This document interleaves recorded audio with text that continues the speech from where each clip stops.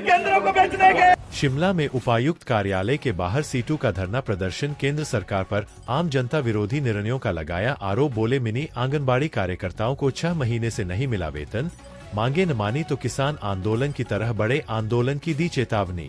केंद्रीय trade union के आह्वान पर सीटू ने बीजेपी की केंद्र सरकार के खिलाफ प्रदेश व्यापी धरना प्रदर्शन किया। इसी कड़ी में शिमला में उपायुक्त कार्यालय के बाहर सीटू के बैनर तले आंगनबाड़ी, मिड डे मील और अन्य कई संगठनों ने मांगों को लेकर हल्ला बोला और किसान मजदूर विरोधी निर्णयों के खिलाफ आंदोलन की चेतावनी दी। सीटू के राष्ट्रीय आह्वान पर 10 जुलाई को प्रदर्शन हुए थे पूरे देश में, और 10 जुलाई को क्योंकि हिमाचल के अंदर उपचुनाव था तो इसलिए 18 जुलाई को हमने प्रदेश व्यापी प्रदर्शनों का आह्वान किया था। और हमारा सीधा मानना ये है कि पिछले 10 सालों में जिस तरीके से मोदी सरकार ने काम किया, पूरी तरह से अमीरों के लिए किया, अंबानी अडानी के लिए किया, टाटा बिरला के लिए किया, और उसका खामियाजा उनको चुनाव में भी भुगतना पड़ा। आप सबको मालूम है कि कोरोना काल में किसानों के खिलाफ 3 कानून लाए मोदी सरकार ने, लेकिन आंदोलन हुआ तो मुंह की खानी पड़ी। मजदूरों के खिलाफ 4 लेबर कोड लाए। ये लेबर कोड क्या है? 44 कानून जो देश के अंदर बने थे 1920 से लेकर अंग्रेजों के ज़माने से लेकर 100 साल के इतिहास में, ये 44 कानून को ख़त्म करके 4 लेबर कोड बना दिए। ये बंधुआ मजदूरी है, गुलामी, दास प्रथा को जन्म देने का एक षड्यंत्र है। 8 से 12 घंटे ड्यूटी करने का प्रावधान किया जा रहा है और पक्के से कच्चे किस्म के रोज़गार की ओर जो मोड़ा जा रहा है। फिक्स टर्म का रोज़गार आएगा, 3, 6, 9 महीने का रोज़गार, पक्का किस्म का रोज़गार नहीं मिलेगा। हड़ताल पर मजदूर जा नहीं सकता, हड़ताल पर जाएगा मुकदमे बनेंगे और तरह तरह की सजाओं का प्रावधान है। 8 दिन के वेतन का काटने का भी प्रावधान है। हड़ताल 1 दिन करेगा मजदूर, वेतन 8 दिन का कटेगा। तो ये तानाशाही है, ये एक तरह से पूरी तरह से अंग्रेज़ों के ज़माने के काले कानून हैं। और जो आज श्रम कार्यालय हैं, लेबर कोर्ट हैं, इनके अस्तित्व पर खतरा मंडरा रहा है। फैक्ट्री और इंडस्ट्री मजदूर जो है 70% मजदूर जो है नए कानूनों में कानून के दायरे से ही बाहर हो जाएगा, तो कानून किसके लिए रहेगा? दूसरी तरफ हम देख रहे हैं कि जो देश के अंदर एक पूरी रीढ़ की हड्डी के रूप में गांव-गांव में काम करने वाले जो हमारे योजना कर्मी हैं, आप जानते हैं जो आंगनबाड़ी के कर्मी हैं, कड़ी मेहनत करते हैं, 2500 तरह की योजनाओं को सरकार की धरातल पर उतारते हैं, घर घर ले जाते हैं। जो वर्ष 2013 में मनमोहन सिंह की सरकार के समय में जो निर्णय हुआ था कि आंगनबाड़ी, मिड डे मील और आशा वर्कर को नियमित कर्मचारी का दर्जा दिया जाएगा, आज 11 सालों के बाद भी मोदी सरकार वो दर्जा नहीं दे रही है, उल्टा बजट घटाया जा रहा है। निजीकरण की साजिश है, वेदांता के हवाले करने की साजिश है, और जो है नियमित समय पर वेतन भी नहीं मिलता आंगनबाड़ी को। मिनी आंगनबाड़ी को तो 6 महीने से वेतन नहीं मिल रहा है।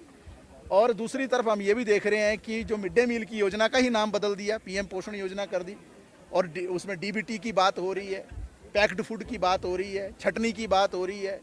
और आशा वर्कर जो है जिन्होंने सबसे एक बेहतरीन भूमिका अदा की कोरोना काल में, सबको मालूम है, मेडिकल स्टाफ के साथ और उनसे भी पहले शायद घर में कोई दवाई लेकर पहुंचता था, वो आशा वर्कर था। मैपिंग किसी ने की तो आशा वर्कर और आंगनबाड़ी ने की, लेकिन उनका वेतन भी इस तरीके से नहीं दिया जाता है। पूरा शोषण एक है। 26,000 रुपये वेतन की हम लड़ाई पूरे देश में मजदूरों के लड़ रहे हैं। आउटसोर्स के जो कर्मचारी हैं, जो ठेका मजदूर हैं, उनकी रेगुलराइजेशन का सवाल है। पुरानी पेंशन योजना को पूरी तरह से लागू करने की हम पूरे देश में भी मांग कर रहे हैं, और हिमाचल के अंदर भी आपको मालूम है कि बोर्डों और कॉरपोरेशन के अंदर जो है ओपीएस लागू नहीं हुई है। सुक्खू सरकार उस बात से मुकर गई है एक तरह से। और जो मनरेगा और कंस्ट्रक्शन वर्कर हैं जो हिमाचल के सबसे ज़्यादा संख्या में हैं, जिनको जो लाभ मिलते थे श्रमिक कल्याण बोर्ड से, जिसमें उनके बच्चों को स्कॉलरशिप है, मृत्यु होने पर उसमें मुआवजा राशि का प्रावधान है, प्रसूति की राशि का सवाल है, उसमें मेडिकल सहायता का सवाल है, 10 तरह के और फ़ायदे हैं। ये सारे फ़ायदे सुक्खू सरकार ने भी रोक दिए अगले दिन ही, जिस दिन शपथ ली थी। पहला निर्णय ये लिया था मजदूरों के खिलाफ, और आज आप देख रहे हैं लगभग 1.5-2 साल होते आए उसको बहाल नहीं किया है। तो ये सारे विषयों को लेकर जो है हम आज का ये प्रदर्शन कर रहे हैं, और पूरे हिमाचल प्रदेश के अंदर ब्लॉक और जिला मुख्यालयों में इस तरीके के प्रदर्शन हो रहे हैं। और निश्चित तौर से हम मोदी सरकार को ये चेताना चाहते हैं कि अगर आप लेबर कोड को लागू करने के लिए आगे बढ़ेंगे, जैसा आप कह रहे हैं कि 100 दिन का एजेंडा में हम लागू करेंगे, तो वैसा ही मुकाबला आपको करना पड़ेगा जैसा मुकाबला किसानों के साथ आपको करना पड़ा था। और किसानों ने बाद में आपको मजबूर किया था अपनी गलती को कबूल करने के लिए, मजदूर भी आपको मजबूर कर देगा। दोबारा से दिल्ली कूच करने वाले रहे हैं, अंबाला क्रॉस कर चुके हैं, क्या कहेंगे? काले कानून, कृषि कानून भी वापस निश्चित तौर से वो आपको मालूम है, पंजाब और हरियाणा हाई कोर्ट ने जो निर्णय दिया है वो लोकतंत्र की रक्षा की है।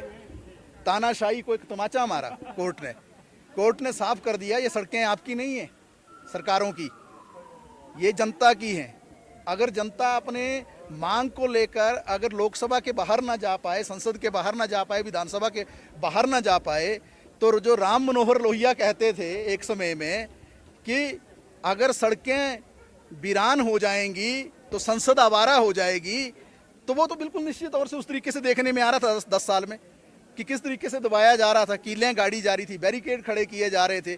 और पंजाब और हरियाणा हाई कोर्ट ने निर्णय दे दिया कि आप बैरिकेड हटाइए और इनको जाने दीजिए। तो किसान भी अपनी मांगों को लेकर बढ़ रहे हैं दोबारा से दिल्ली की ओर। माना जाए कि सेंटर की सरकार कानून से भी ऊपर है और हाई कोर्ट सुप्रीम कोर्ट से भी। नेचुरली है, हमारे देश का संविधान क्या हमें इजाजत नहीं देता है क्या? आर्टिकल 19 देता नहीं है क्या अधिकार हमारे को सभा करने का, अभिव्यक्ति की आज़ादी का अधिकार क्या हमें देता नहीं है? वो क्या ट्रेड यूनियन एक्ट जो बना था 1926 में अंग्रेज़ों के ज़माने में, जिसके लिए बाद में भगत सिंह ने जो शहादत दी, बहुत कम लोग इस बात को जानते हैं, जो ट्रेड यूनियन का मजदूरों का जो कानून बना और अंग्रेजों ने उसको ख़त्म करने की कोशिश की, उसी वक्त जो है भगत सिंह ने बम गिराया था ना संसद के अंदर, उस वक्त केंद्रीय असेंबली के अंदर, और ये कहा था कि मजदूरों के कानून अगर खत्म होंगे, किसानों के कानून खत्म होंगे तो अंग्रेज़ों को उसका मुकाबला करना पड़ेगा।